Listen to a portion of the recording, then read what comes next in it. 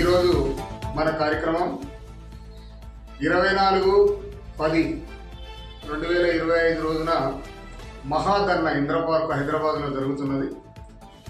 ఈ కార్యక్రమం బీసీలు వెనుకబడి ఉన్నందువల్ల 42% రిజర్వేషన్ కల్పించాలని మహాధర్నా చిరంజీవులు, అదేవిధంగా ఈశ్వరయ్య గారు, విశారదన్ మహారాజ్ గారి యొక్క ఆధ్వర్యంలో 24వ తారీఖు రోజు జరుగుతున్నది.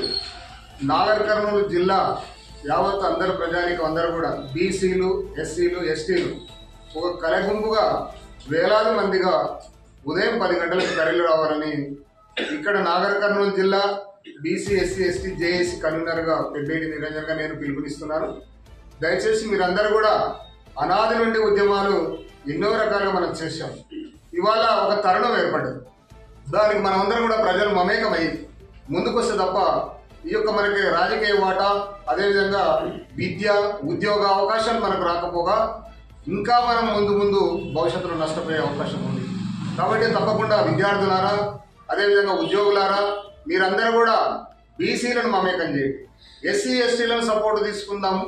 ఆ విధంగా రాజ్యాధికారం సాధించుకుందాం, మన వాటను దక్కించుకుందాం. అందరూ కూడా మమేకమై కథలు రావాలని ఈ సందర్భంగా మీకు విజ్ఞప్తి చేస్తూ, వేలాది సంఖ్యలో రావాలని ఇంద్రపార్క్ హైదరాబాద్లో జస్టిస్ ఈశ్వరయ్య గారు, ఐఏఎస్ చిరంజీవులు గారు, అదేవిధంగా విశారదన్ మహారాజు ఇవాళ ధర్మ సమాజ్ పార్టీ అధ్యక్షులనే కాక ఈ బీసీ, ఎస్సీ, ఎస్టీ ఉద్యమానికి ఊతమిస్తున్నటువంటి విశారదన్ మహారాజు, వీరు ముగ్గురు త్రిమూర్తులు కలిసి ఒక కార్యక్రమాన్ని గొప్పగా తీసుకోవడం జరిగింది.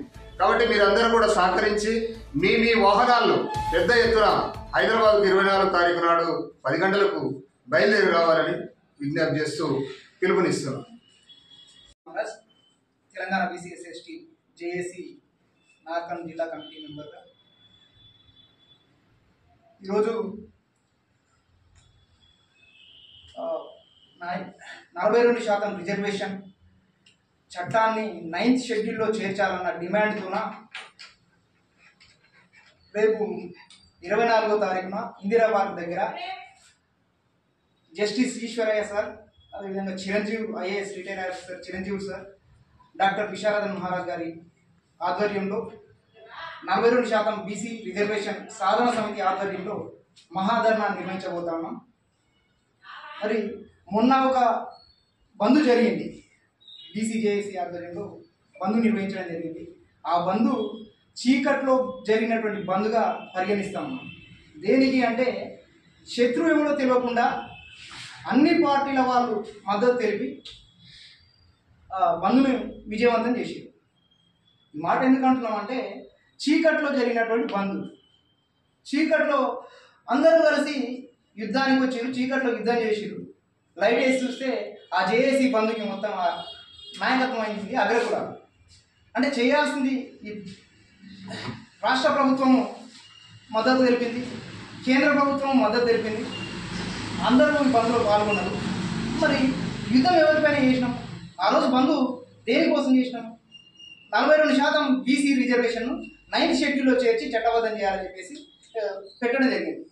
మరి ఆ బంధుకి పూర్తిగా శత్రువు ఎవడో తెలియకుండా ఎక్కడ బీసీ అంటే పార్టీలు కాంగ్రెస్ కావచ్చు, బీజేపీ కావచ్చు, బీఆర్ఎస్ కావచ్చు, ఆ బంధులో కనుక పాల్గొనకపోతే బీసీ, ఎస్సీ, ఎస్టీలంతా ఏకమై, బీసీలంతా ఏకమై మాతానికి అంటే మమ్మల్ని శత్రువుగా గుర్తిస్తారన్న ఉద్దేశంతో ఆ శత్రువుని గుర్తించకుండా 3 పార్టీలు మద్దతు తెలిపి ఆ బంధుని విజయవంతం చేసేది.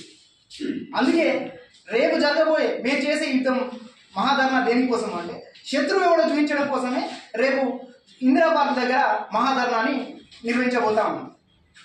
ఈ మహాధర్నా డిమాండ్ ఏంటి? బీసీ, ఎస్సీ, ఎస్టీలకి ఆనాటి నుంచి స్వతంత్ర దేశంలో 75 సంవత్సరాలుగా ఇప్పటి వరకు బీసీలకి ఏ రకంగా కూడా రాజకీయంగా కావచ్చు, ఆర్థికంగా కావచ్చు, విద్యా ఉద్యోగాల్లో కావచ్చు అన్ని రకాలుగా మోసపోతూనే ఉన్నారు, అన్ని రకాలుగా వెనుకబడే ఉన్నారు. మరి రిజర్వేషన్ చట్టబద్ధత రిజర్వేషన్ అమలు చేసినప్పుడే కదా మేము ఇప్పుడు ఏం చెప్తున్నాం, మేము ఎంతున్నామో మాకంత వాటా అన్న నినాదంతో రేపు ఇందిరా పార్క్ దగ్గర భారీ మహాధర్నాని నిర్వహించబోతా ఉన్నాం. 42% రిజర్వేషన్ అని చట్టాన్ని చేసి 9th షెడ్యూల్లో పెట్టడానికి కోసమే ఒక పరిష్కార మార్గాన్ని చూపించే విధంగా ఈ బీసీఎస్ ఈ కాంగ్రెస్ బీజేపీ బీఆర్ఎస్ ప్రభుత్వాలు బీఆర్ఎస్ పార్టీలు ఏవైతే చెప్తున్నాయో దొంగ కూడా చెప్పకుండా అందరినీ నా బీసీ సమాజాన్ని అమాయకమైన నా బీసీ సమాజాన్ని మోసం చేయడానికి కుట్ర చేయడానికి మొన్నటి బంద్లో పాల్గొన్నాయి. అందుకే దొంగల్ని చూపించడానికి దొంగల భరతం పట్టడానికే రేపు మహాధర్నా చేస్తున్నాం. అందుకు నార్కన్ జిల్లాలోని బీసీ ప్రజలంతా విద్యావంతులు మేధావులు ఉద్యోగులందరూ ఏకమై పెద్ద ఎత్తున ఇందిరా పార్క్ దగ్గర జరిగే మహాధర్నాలో పాల్గొని విజయవంతం చేయాలని చెప్పేసి ప్రతి ఒక్కరికి పిలుపునిస్తా ఉన్నాం.